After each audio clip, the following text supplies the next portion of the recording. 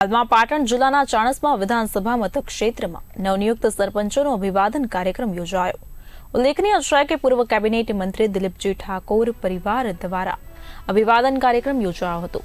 ભાજપમાં મંત્રી રજનીભાઈ પટેલના અધ્યક્ષસ્થાને અભિવાદન કાર્યક્રમનું આયોજન કરાયું। ત્યારે સમી, સંખેશ્વર, ચાણસ્મા તથા હારીજ તાલુકાના નવનિયુક્ત સરપંચોનું દિલીપજી ઠાકોર પરિવાર દ્વારા સન્માન કરાયું અને નવનિયુક્ત સરપંચોને ગામના વિકાસલક્ષી કામોને આગળ ધપાવવા માર્ગદર્શન અપાયું હતું।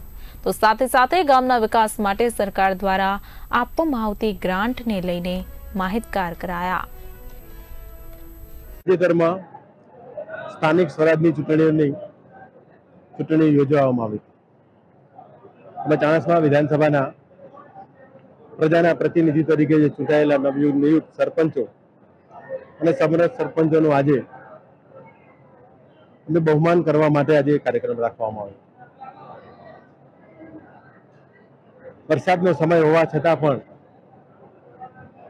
ખૂબ મોટી સંખ્યામાં સરપંચો અને આગેવાનો આજે ઉપસ્થિત રહ્યા હતા। કાર્યક્રમ રાખવાનો હેતુ એ હતો કે સ્થાનિક સ્વરાજની ચૂંટણીઓ બધી ચૂંટણીઓ કરતા મહત્વનું ચૂંટણી છે। સરપંચ ધારે તો પોતાના ગામને ખૂબ સારું ગામ બનાવી શકે, આદર્શ ગામ બનાવી શકે। એટલા માટે આ કાર્યક્રમ થકી વિવિધ આગેવાનો મારફત સરપંચશ્રીઓને કેટલાક સૂચનો પણ કરવામાં આવ્યા।